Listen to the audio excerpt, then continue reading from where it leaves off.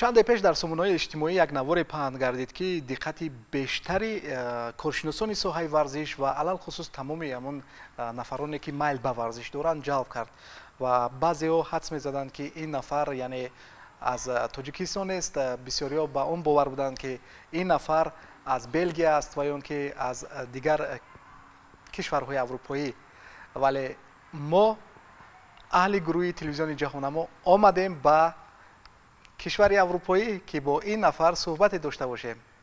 این نشر 25 برنامه در تالار است و این تالار نوبنیاد با نام ماونتین ولف است. خب از کجا همین ایده پیدا شد که باید همین گونه نوار رو منظوری بیننده کرده باشه؟ این نوار نخست شد ساعت 3 شب بود. در همین تالاری که ما امروز هستیم در همین تالار بود. ما رنگ میکردیم، توزیع میکردیم که یعنی بعد از کمی کار کردن رفیقم عبدالمومن در نزد من بود. گفتم تلفن گیر یک نوار کن. گرفتم خود از خود کردم. یگون چی نبود که مثال من بگویم که من باید این رو کنم اون رو کنم، نه 20 ثانیه بود. بعد موند راستیگه با یک همین نوار رو گرفتم با یک رفیقم فرستادم. او رفیقم گرفت مونتاژ رو کرد. وقتی من دیدم با من خیلی پسند آمد راستیگه در اینترنت ما نپرتافتم. یک دو سه رفیق دیگه از روسیه از مسکو با من گفتن که این نوار رو ویدیو رو با من پرتو. من گرفتم با واتساپ فرستادم. بعد از 3-4 روز میبینم که کدام نمیدونم روس است کدام چیز است که در سامانه خود گین در سایت خود پارت کرد کانال یوتیوب خود قریب 1 میلیون چیز است تماشابین پیدا است.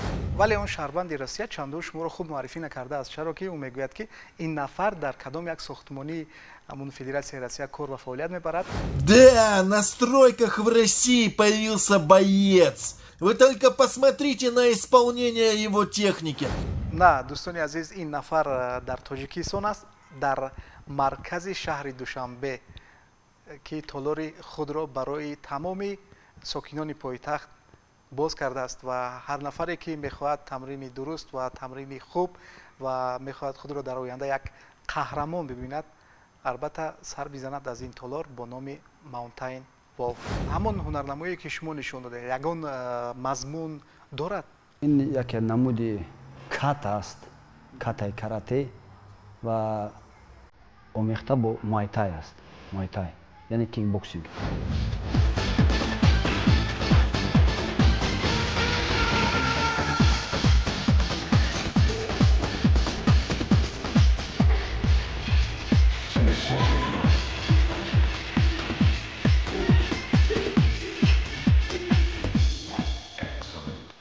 در این نوع ورزش چقدر مشق کردین شما؟ چه کارنامه دارین؟ من روزگار باز خردسالی با این شوق حواس داشتم. خیلی اگر در شهر دوشنبه گویم 15 سال پیش اومده بودم. اولین بخوری من استاد تبر فوته بود که ایکیدو کاراته مشق میکردم. با اونجا اومدم ما رو دستگیری کرد، قبول کرد، در تالار مشق کردیم. در کدام مسابقه‌های جمهوریوی و مثلا ناحیوی شما اشتراک کردگی است؟ 2008-2009 تمرین میکردم. در اون سالا مسابقه‌های یعنی کلان نبود، ناحیوی بود، مثل شهری بود، اینجور این خیلی بود. من بسیار حواس بسیار میخواستم، حواسم بسیار بود که من در MMA یعنی در محاربه کسبی اشتراک کنم، لیکن افسوس که نبود.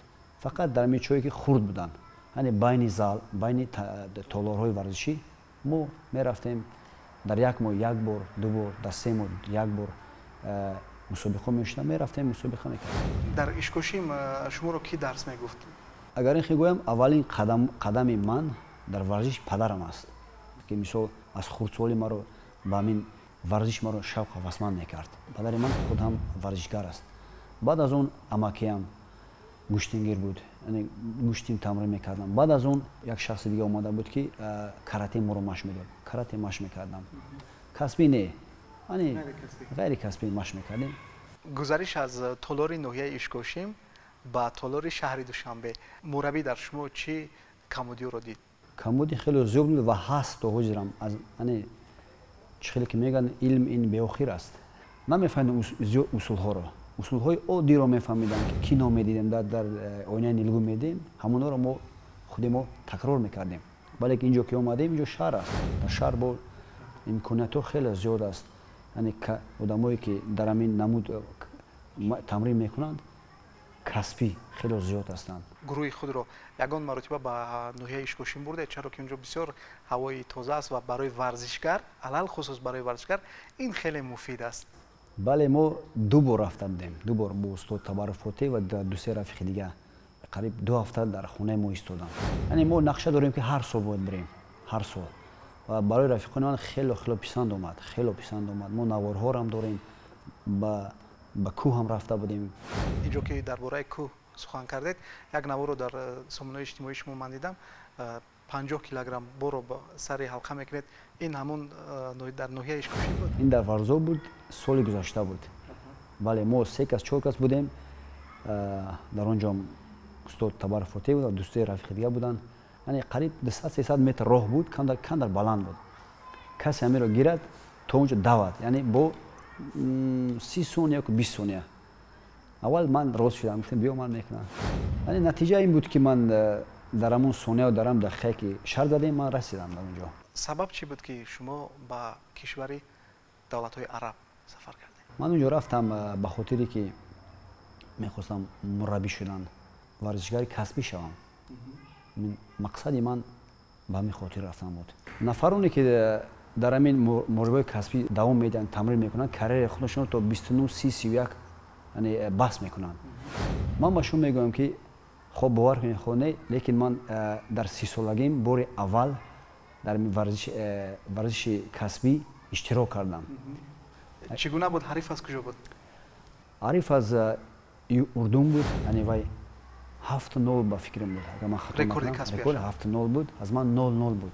ман якум бор дар ҳамон яъне шумо навомад будед, не навомад, ман ҳеҷ намефаҳмидам чӣ гап ин чӣ аст. ман фақат тамрин мекардам ва бисёр шавқ ва зиёд доштам, мехостам ки баромад кунам ва ба ман фарқе набуд бо кӣ бохтам, лекин хато буд. барои чӣ хато буд? барое ки одамое ки нафаре, яъне бигӯем менеҷер, тренер ва ё маро бо роҳи рости ҳамин касбӣ маро набурданд.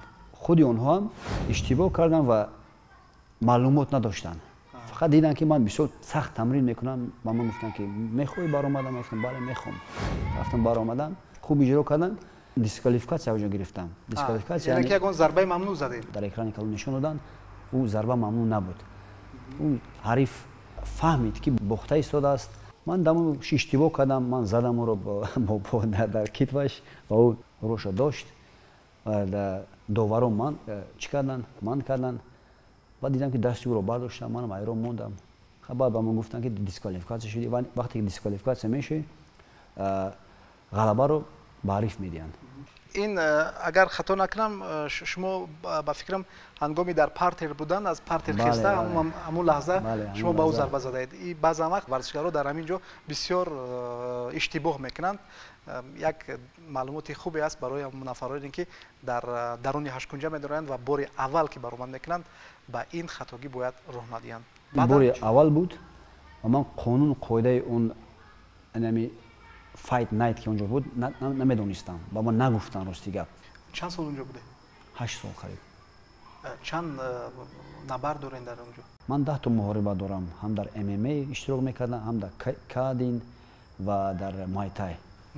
аз нави се нави варзиш? бале, ман фикр мекунам барои ман дер наштудааст. ман мехоҳам як 5-6 бор дигар яъне худамро дар ринг бинам, ҳис кунам, қуввати худро санҷам ва баъд бас кунам карияи худ.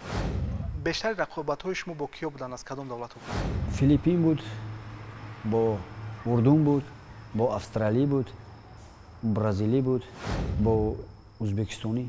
аз нави варзиши касбӣ, яъне муҳорибаи омехтаи касбӣ, шумо як таърихеро навишта кардед ва болотар гуфтед ки шумо ҳангоми сафар кардан ба давлатҳои арабӣ мехостед ки онҷо ба ҳайси мураббӣ ҳам яъне дарс бигӯед. ин нақшаи гирифтаи шумо ҳам амалӣ гашт? дар баробари тамрин кардан ва баромад ба варзиши касбӣ, ман яъне шахсон онҷо будам ки ман онро дарс медодам, машқ медодам, тамрин медодам, яъне мураббӣ будам, яъне ҳам MMA ва ҳам кикбоксинг дар толораи калоне ки дар Дубай буданд. шогирдо аз кадом давлатҳо буданд? дар он ҷо аз ҳар ҷо ҳастанд. худи арабо ҳастанд, европоиҳо ҳастанд, филиппиниҳо ҳастанд. аввалин шахсе аз тоҷикистон ҳастам ки мураббии MMA ва кикбоксинг дар Дубай будам, аз тоҷикистон. баъд шогирдони шумо дар мусобиқаҳо иштирок карданд дар он давлат? баъзеаш мекардам, баъзеаш не. Зиёдтар онҷо оно барои баромад дар ягон муҳорибаву дар ягон мусобиқа намекарданд. барои худашон яъне омӯзанд ҳамин ММА кикбоксинг барои омӯхтани худ. як дӯсти шумо аст, фикр мекунам аз кишвари олмон аст, он ҳам барои худ ба фикрам тамрин мекард? бори аввал ки ман дубай рафтам, он шахс во хӯрда буданд дар як толори варзишӣ. мо бо ӯ сахт шинос шудем, дӯст шудем, рафиқ шудем ва ман ӯро баъд сар кардам тамрин додан ва рости гап хеле дӯст шудем. то ҳолам бо алоқа ҳастем. ин толоре ки шумо мебинед, саҳми он кас ҳам, яъне саҳми он дар ин толорам ҳаст. 3 сол пеш ба Тоҷикистон омадед. ба кадом кору машғул будед? ман баъд аз дубай омадан ба 3 давлат дига сафар кардам: ба Сингапур, Малайзия ва Ҳинд. дар он ҷо ман мехостам давом диҳам варзиши касби худро. ва дар Сингапур рости гап хеле душвориҳо дучор шуданд. дар Ҳиндустон 6 моҳ дар он ҷо тамрин кардам ва дар он ҷо мехостам ки дар як ширкатҳои калони бо ном MFN мехостам иштирок кунам. яъне нашуд он ҷо рости гап корҳоимон баробар ҷур нашуд ва боз гашта ба Тоҷикистон омадам ва дигар рости гап намехоҳам як ҷо рафтам. мехоҳам дар ин Тоҷикистон ин толоре ки шумо мебинед, мехоҳам ин ҷо сахт хапам ин ҷоро бо устод Табарру Фотеҳ ва инро пеш барам ва насли наврасро мехоҳем бо ояндаи дурахшон тарбия кунем. дар ин толор аз кадом навъи варзиш шумо дарс мегӯед? дар толори мо MMA аст, карате аст, кикбоксинг аст ва ушу санда аст. мо нақша дорем ки дар субҳ соати 8 ва нисфи рӯзи соати 4 ва бегоҳ соати 7 тамрини худро гузаронем. чанд мураббӣ аст дар толори шумо? 2 мураббӣ ҳастем, бо ман ва устод Табарру Фотеҳ. бештар аз инам дар як федератсия ҳам дарс мегуфтед? бале, ман дар федератсия Таҷмаф ҳам мураббӣ ҳастам ва дар он ҷо чанд боре аст ки дар мусобиқаҳои Таҷмаф дар ҷумҳуриявӣ ва дар шаҳрӣ як 2-3 шогирди ман ҷоҳои намоён гирифтам. шумо ки дар якчанд давлатҳои аврупоиву осиёӣ будед, чӣ гуна баҳогузорӣ мекунед дар ин санъати варзишгарони тоҷикро ки чӣ дар варзиши ғайри касбӣ ва касбӣ баромад мекунанд? фарқияти байни тамрингарони мо ва тамрингарони ки аврупо аст хеле фарқи калон дорад. тамрини онҳо чӣ гӯям, он қадар гӯям сахт нест. яъне онҳо як дисциплини худро доранд ки чизе ки ҳамун нақша аст, бо нақша кор мекунанд, бо нақша. яъне барои ҳамун онҳо пеш ҳастанд. муҳити Тоҷикистон барои варзишгарон хеле қулай аст, хеле хуб аст, хеле аҷиб аст ва ба мо каме мураббиёни хуб намерасад. агар мураббиёни хуб бошад, мо бовар кунед аз ҳама мегузарем. бисёре аз нафарҳо ба он боваранд ки шумо ба 2 актёри ҳирфаӣ ва варзишгари ҳирфаӣ ҳам он нафарон ҳастанд. бисёр монанд ҳастем. яке Жан-Клод Ван Дам, дигаре Скотт Эткинс. манзури савол дар он аст ки ба шумо ягон пешниҳод нашуд ки дар ягон филмҳо шумо нақш бозед? ба мон пешниҳод нашуд рости гап, лекин як 8 сол пеш мо бо устод Табарру Фотеҳ дар як филм нақш бастем.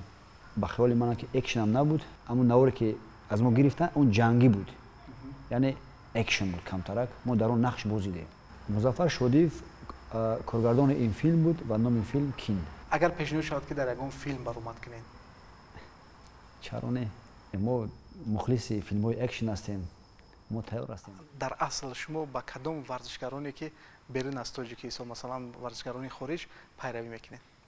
чун гуфтем ки шумо бештар ба Жан-Клод Ван Дам ва Скотт Эткинс монанд ҳастед, вале худи шумо бо як ханда, бо як табассум ҷавобро гардондед, вале дар асл ҳамин аст ва ҳамун наворе ки пешкаши бинанда кардед, он ҳам ҳамун усулҳои фикр мекунам ки Скотт Эткинс буданд.